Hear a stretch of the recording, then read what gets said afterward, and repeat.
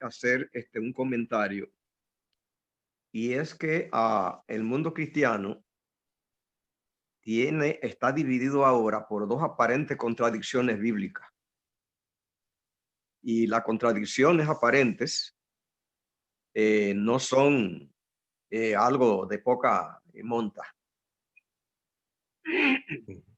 ni es algo aislado y por allí colateral, sino que estamos divididos. Por eso hay que tener mucho cuidado con el asunto de las contradicciones bíblicas, porque simplemente, como repito, estamos divididos. El mundo cristiano, el bloque cristiano, protestante, la gente que salió de la Reforma Protestante, que es un pueblo especial, está dividido. Y dividido en forma irreconciliable por causa de estas aparentes contradicciones. Esto no es un asunto de poca monta, esto es un asunto crítico.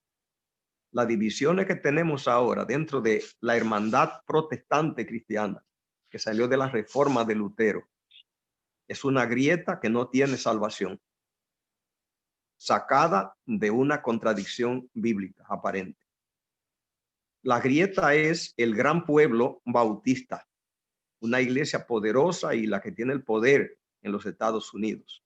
Más de 63 millones de miembros y gente rica y poderosa, cuyo figura más brillante fue Billy Graham, hombre prominente que tenía poder, y tienen poder ellos. Aquí cerca ellos tienen una congregación, una iglesia, son blancos poderosos, y la congregación tiene 1,500 miembros y son dueños de tierra y del país. Son poderosos en el mundo y acá. Esta gente, ellos creen en la predestinación de Romanos 9, y esa es su teología. ¿Qué es lo que presenta, según ellos plantean ellos, la predestinación? Yo tomé mucha clase con ellos en su universidad y conozco bien qué creen y discutí con ellos. O sea que tengo al dedillo lo que ellos creen y sus obras. Y ellos plantean que Dios simplemente es el único que puede decidir que pase en el universo y que no debe pasar nada si él no lo decide. De lo contrario, el universo estaría fuera de sus manos, cosa que no es pensable. Por lo tanto, todo lo que pasa, dicen ellos, tiene que venir de él. Así que si hay gente que se va a perder, ellos son llanos en eso. Es Dios que en su consejo secreto es quien lo determinó. Y él determinó que iba a crear gentes que iban a ser salvos, que eso eran para el reino. Y que él iba a crear personas, eso se llama predestinación, que no vienen para ser salvos. Era un tipo de animales. Los animales son creados para que la naturaleza sea dinámica, que no sea aburrida. Y ellos dicen, esa gente fue creada para eso. Así que esa gente no tienen posibilidad de ser salvos. Eso, y ellos le tienen un nombre a esa persona. Son las personas que son rechazadas, que no son para eso. ¿Por qué? Por la predestinación. Estudiando yo con uno de ellos, cuando ellos decían, mira, Dios predestinó, y lo dice bien claro con Faraón, yo lo endureceré. Él maneja los corazones. Faraón se perdió porque fue Dios quien lo determinó. Dice, yo endureceré el corazón y yo te endureceré. Y dice que él fue quien endureció en Romanos 9 a Esaú. Dice, yo a Esaú yo lo rechacé y yo lo aborrecí y yo elegí a Jacob. Y allí viene todo. Cuando yo abro la Biblia y le digo, ¿y qué tú me dices de Juan capítulo 1? Allí voy a buscar el versículo a donde dice en Juan capítulo 1 que Jehová Dios le está llamando. Aquí en Juan capítulo 1 dice aquí, dice aquí Juan 1:11. Explícame bien por qué le llama a la nación de Israel. Y la persona con cual hablaba me lo explicó. Me dijo, mira, a Cristo la crucifixión de él no puede pasar porque los hombres quieran. Dios no trabaja así. Dios todo lo que pasa es él, porque él, es decir, controla es soberano, no hay piezas sueltas, quebradas, rodándose. Es el quien tiene que determinar todo. Por lo tanto, todo lo que le pasó a Cristo, dicen ellos, eso es su creencia, es todo un plan divino. El que Cristo lo rechazaron, el que Cristo lo azotaron, el que Cristo murió, eso fue un plan de Dios todo. Entonces yo le pregunté en Juan 1:11, explícame por qué Juan 1:11 dice, a los suyos vino y los suyos no les recibieron. Fue Dios quien planificó, no sabía qué decirme, pero me dice, pero yo le pregunté, este pueblo de Israel que rechaza al Cristo y lo mata, ¿por qué le llaman a los suyos? Entonces ya hubo una crisis, porque él decía, no, toda la gente que no entra en el plan divino es gente que simplemente se creó para eso. Le tienen un nombre teológico y se llama los réprobos. ¿Ve? Porque esa gente es un proyecto divino, que esa gente no vino para salvarse, porque Dios en predestinación hizo la lista quién se salva o no, porque no pueden pasar cosas que Dios no es quien maneja. Eso le llaman la soberanía. Entonces yo le pregunté, Juan 1:11 dice que el pueblo que vino y lo rechaza y el pueblo que viene y lo mata, explícame por qué le llama a los suyos. Ya eso fue una crisis que no se pudo manejar y no se pudo seguir el diálogo, solo por esa pregunta. Entonces ya vemos que hay una grieta insalvable, porque ya hay en la Biblia palabras que entonces no se pueden manejar. El otro problema está en el problema de los protestantes y la ley.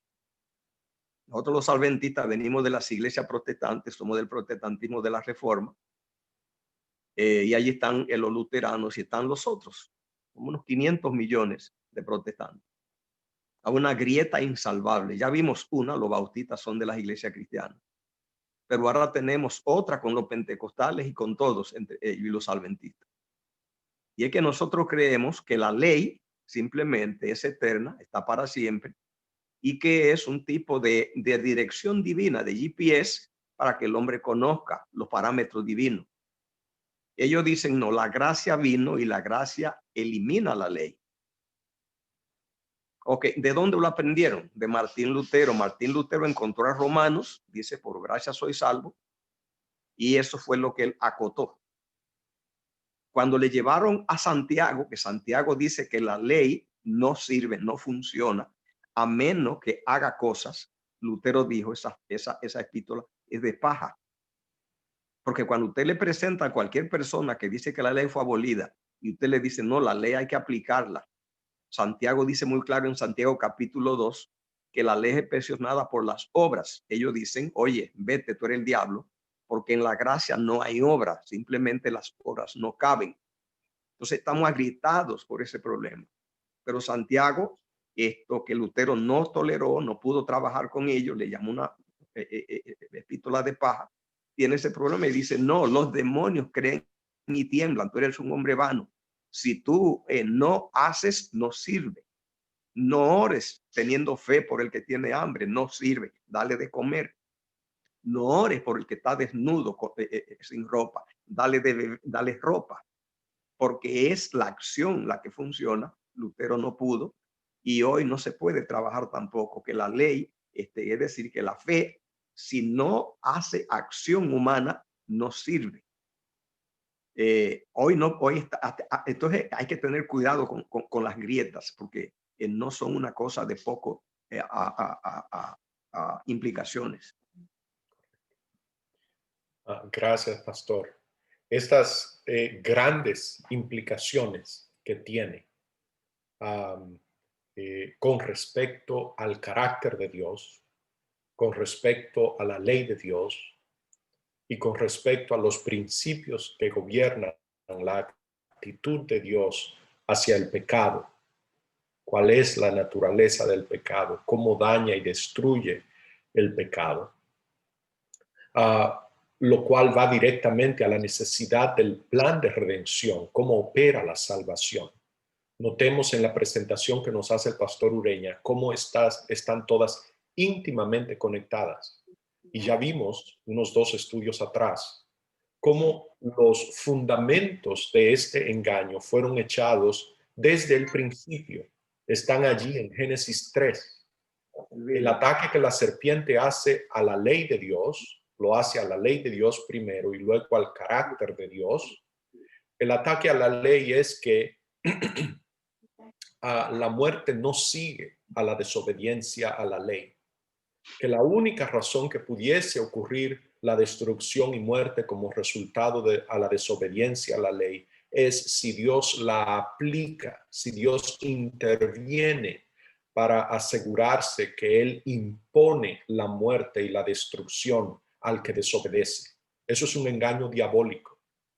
La desobediencia a la ley trae en ella destrucción y muerte. Entonces, el siguiente paso que el enemigo hace, desde el principio, notemos que estamos hablando hoy exactamente del fundamento que el enemigo echó en Génesis 3. Esa es la causa de estas grietas. El siguiente ataque entonces es contra el carácter de Dios. Lo que pasa es que Dios es un egoísta. Él sabe, Él está protegiendo su lugar privilegiado. Él sabe que si comes del árbol, entonces vas a ser igual a Él. Y Dios considera esa posición como algo a la que Él tiene que sostenerse, aun sea con violencia. Contrario a lo que nos dice Filipenses 2, haya pues en vosotros ese sentir que hubo también en Cristo, el cual no consideró el ser igual a Dios como cosa a la cual aferrarse usando la violencia. Esa es la implicación de la palabra que se usa en el griego allí. Y finalmente nos habla acerca de la naturaleza del pecado y el plan de redención. Dios es el que da la vida, Dios es el que protege. Pero todavía tenemos que lidiar con principios de interpretación, si queremos, o principios de entendimiento de estas declaraciones de la revelación de Dios. Y este es el tema de la próxima semana. Les voy a adelantar que debemos de volver a la raíz del movimiento adventista. La iglesia adventista cree y todas las grandes verdades sobre las cuales se edificó este movimiento fueron literalmente echadas bajo el principio de investigación bíblica de que la Biblia se interpreta a ella misma. Y tenemos en nuestro estudio que redescubrir o reestablecer en nuestras mentes, como dice el apóstol Pablo, Romanos 14:5, cada uno esté plenamente convencido en su propia mente. No tenemos que tener miedo a estudiar la Biblia. La verdad se sostiene sólidamente por sus propios pies. Es la mentira la que no tolera ser examinada, se derrumba. Así que no tengamos miedo. Dios ha revelado estas cosas, es para nuestro entendimiento y edificación, y es hora ya de que lo hagamos. O sea, ¿hasta cuándo vamos a esperar? ¿Qué estamos esperando que suceda? ¿No vemos lo que está pasando en el mundo? ¿No nos damos cuenta la hora en la que estamos viviendo? Es con este pueblo que Dios cuenta. Es con el pueblo adventista, es con nosotros. Dios no tiene otra herramienta. Este es el ángel de Apocalipsis 18. Somos tú y yo. Es nosotros que tenemos que llenar la tierra de la gloria de Dios, la revelación del carácter perfecto de quien Dios es. No tengamos miedo. En oración, en humildad, en certidumbre de fe, vayamos a la Biblia. Seamos honestos, miremos, preguntemos, oremos, inquiramos de la Biblia, busquemos de corazón la verdad, porque hallaremos, como leímos en Jeremías 29. Me buscaréis y me hallaréis, porque me buscaréis de todo vuestro corazón. Los invito la próxima semana a donde le vamos a dedicar todo el tiempo a cuáles son estos principios de investigación bíblica y cómo vamos a abordar Recuerde que la fase en la que estamos ahora es que vamos a estudiar cada uno de estos incidentes. El diluvio, la destrucción de Sodoma y Gomorra, Coré, Datán y Abirán, todas las preguntas que la gente hace donde parece que Dios está interviniendo para destruir y matar. No sé si hay alguna otra pregunta o comentario. Yo quiero solamente a comentar a Romanos 15, 26. En Romanos 15, 26 dice, el postrer enemigo que será destruido es la muerte. Lo que está diciendo allí es que el único enemigo que Dios tiene en todo el conflicto cósmico es la muerte.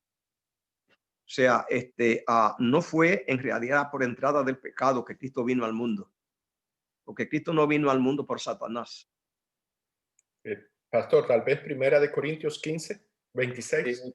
Corintios 15, 26. Sí, bien, bien. Y lo que quiero decir que no fue por la entrada del pecado y la muerte, en realidad que Cristo vino a morir por nosotros, a venir a morir.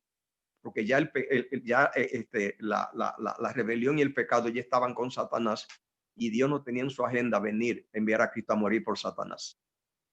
Cristo vino a morir, dice, porque la muerte entró a los hombres. El único enemigo de Dios es la muerte. Lo que desencadenó toda esa operación de salvación es la entrada de la muerte, lo mismo que hacen ustedes los médicos, como se lanzan en campaña cuando entra una epidemia, cuando hay una enfermedad. Entonces, decir que la enfermedad la provocaron ustedes, que sería una locura. Podía pasar, porque como dije en cierta ocasión, hay laboratorios a donde están haciendo experimentos y se le escapan alguna infección y tienen que, pero a Dios no le pasan esas emergencias. Entonces, decir que ese desencadenamiento que hace que esa operación de Cristo venir a morir en la cruz por la muerte fue algo que le salió mal a Dios, nadie lo creería, no tiene sentido. El que Cristo venga a morir aquí porque la muerte entró para salvar a los hombres, habla claro que la muerte no es de Dios, que es su enemigo. Aquí dice que el último enemigo que va a ser destruido es la muerte. Amén. Amén. Amén. Amén. Amén. ¿Alguien más? Muy bien. Gracias a todos por su participación y nos vemos la próxima semana, próximo sábado a las 8:30 de la mañana.